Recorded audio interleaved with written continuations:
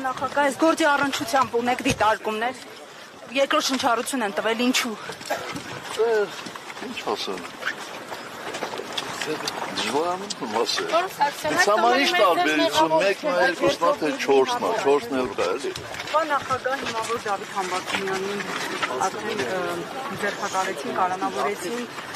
ինչ է լինելու Նիկոլ Փաշինյանի իմպիչմենթի գործընթացը, հնարավոր է, որ տապալվի կամ նոր թեկնածու առաջադրեք, ձեր պլանների մասին։ Ոչ, որովհետև դեռևս Դավիթ Համբարձումյանի մասով դատավարությունը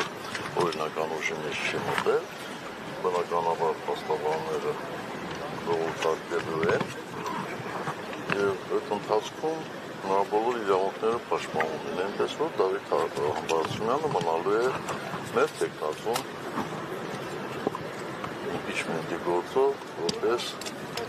վարչապետի թեկնածու։ Պարոն Սարգսյան, դուք կարծում եք, որ Դավիթ Համբարձումյանին այդ գործընթացի պատճառով կալանավորեցին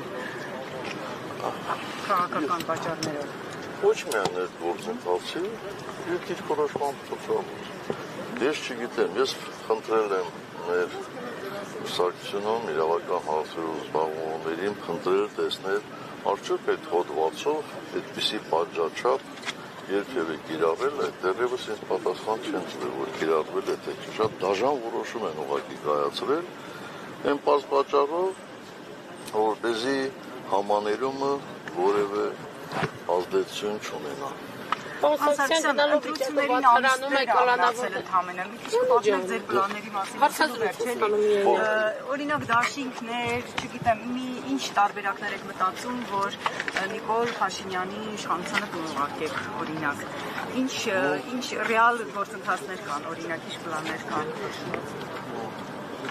Մենք այլ պլան չունենք, քան իմպիչմենթի գործընթացը առաջ տանելը։ Եթե ուրիշներ այլ պլաններ ունեն,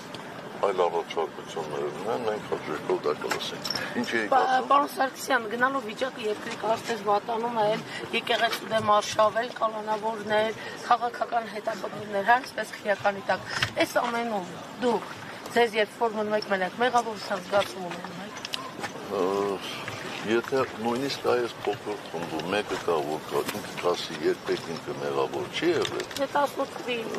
իրադարձությունների շատ լավ։ Ձեզ այս գործով արդարացած դատավորի նկատմամբ կարգապահական վարույթ հարուցվեց եւ նա հեռացվեց դատական համակարգից։ Մտավախություն չունեք, որ եթե ձեզ մյուս դատավորներն էլ արդարացնեն նույն ճակատագրին կառնան։ Բայց ինչ կարող եմ այդպես անել։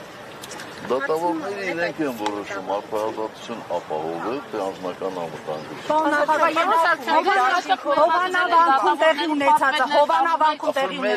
Հովանավանքում տեղի ունեցածին ինչպես է վերաբերում։ Չեմ էլ ուզում այդ հայտարարության արձագանքը։ Բայց նորից է գնալու, պարոն նախագահ։